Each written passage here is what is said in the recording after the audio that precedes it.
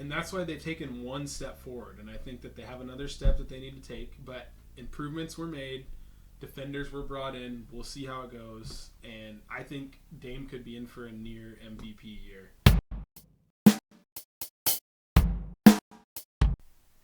Great news for Blazers fans this week.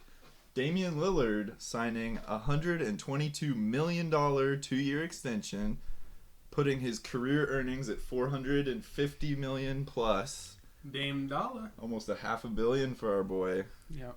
I think that's pretty awesome news for the Blazers, but it does beg the question, coming off of a big injury, how do you think he's going to perform this upcoming season? Go ahead, take it. I think he's going to be awesome.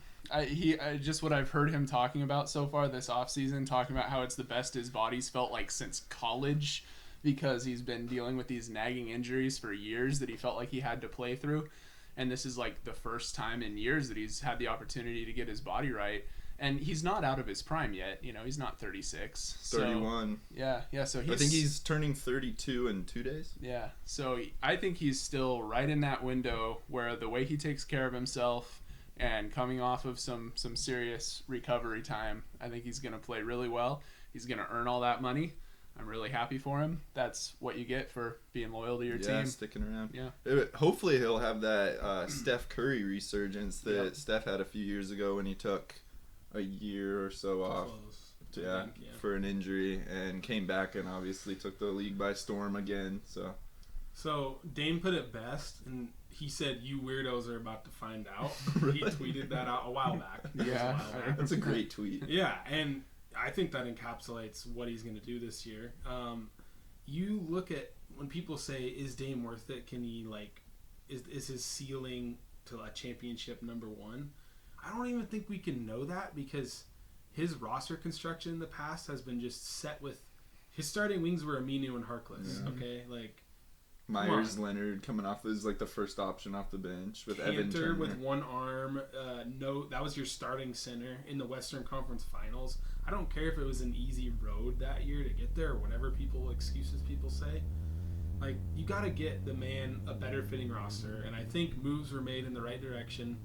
Defenders, only him and Simons are really an awful defender, and Simons can still improve a little bit. Mm-hmm. So just as far as being undersized, just a little bit undersized, but right, and that's why they've taken one step forward, and I think that they have another step that they need to take. But improvements were made, defenders were brought in. We'll see how it goes, and I think Dame could be in for a near MVP year. I think it's going to be a better experiment in small ball coming up than we've done in the past with guys who can defend, like Josh Hart and Gary Payton. Payton was locking up Jason Tatum in the playoffs. Yep. That's in the finals, obviously. So that's a resume that shows he actually can guard larger players, unlike Powell, who was just kind of a average defender for his position. Payton is like a top 3 point of attack defender in the league. Not to mention some of the summer league pieces that are starting to show off. I think you mentioned last week, we're kind of brewing up the trade chips potentially for making a big splash, and there's a few guys that have had some that look pretty promising, like Jabari Walker, not Parker, and Trenton Watford. Totally. And Keon Johnson. Totally. Yeah, I think Jabari Walker has been a high point of the summer league for us so far. He just signed his contract today. Congratulations to him. Congratulations. Yeah, that's I watched a video of him signing. He was super emotional. He still feels like he was undervalued. And he still has a chip on his shoulder, which is good. That's what you want. But he seems like he's pretty excited to be on the team, and what we've seen of him in summer league so far, maybe this one of the steals of the draft. Was he the 57th overall pick? Yeah.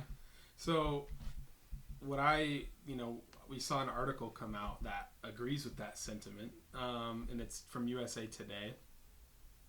Mr. Brian Kolbrowski happened to notice that too, and he said that he thought that so far in summer league, Jabari looks like he's the steal of the draft. And it's summer league.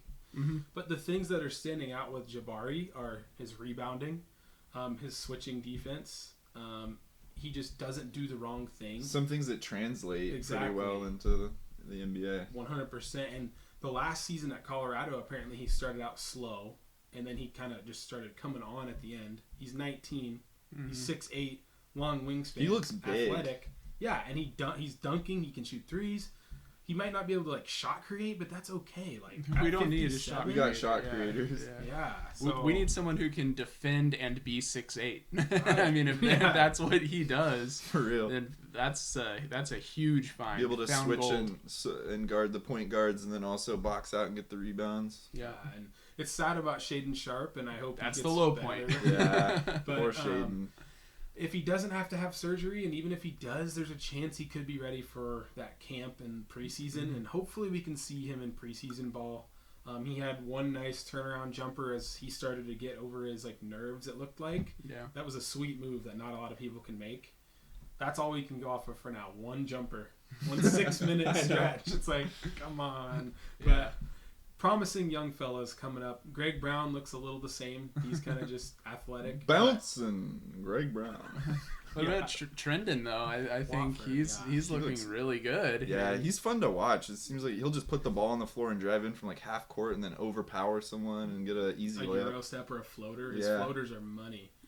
But, yeah, I like what we've seen so far from the Summer League guys, other than maybe Brandon Williams. He's been pretty rough to watch. You're not a fan of the shot-chucking Brandon Williams? Brandon, if you watch this, you can do better. I've seen you do better in the regular season games last year. We're not mad. We're just disappointed. Yeah. I've got a question for you guys. Do you think we owe the current owner of the Trailblazers, Jody Allen, an apology for a take last week about her not returning Damian Lillard's phone calls, which he came out and said was bullshit? I'm very glad that she's returning his calls, but she should still sell the team to Phil Knight, so no apologies. So? I don't know. I'm starting to second guess it. If he's putting out hit pieces, what kind of he just wants the team that bad? Is he that? I mean, it is good to have a competitive owner, but yeah, I want someone cutthroat. Yeah, I agree with Riley. Go for it if that's okay. No apologies, Jody. We're sticking to our guns. No, give me Phil. But I'm glad you're returning Dame's calls. Yeah, please do that. It's good business sense. Last week he said it was poor business sense. That's good business practice. Good business practice. All right, thanks for watching. If you like what you saw, hit the subscribe button. If you didn't like what you saw, thanks for watching anyway. And hit the subscribe button anyway. Just for fun. It takes 2 seconds. Okay, love you. Bye.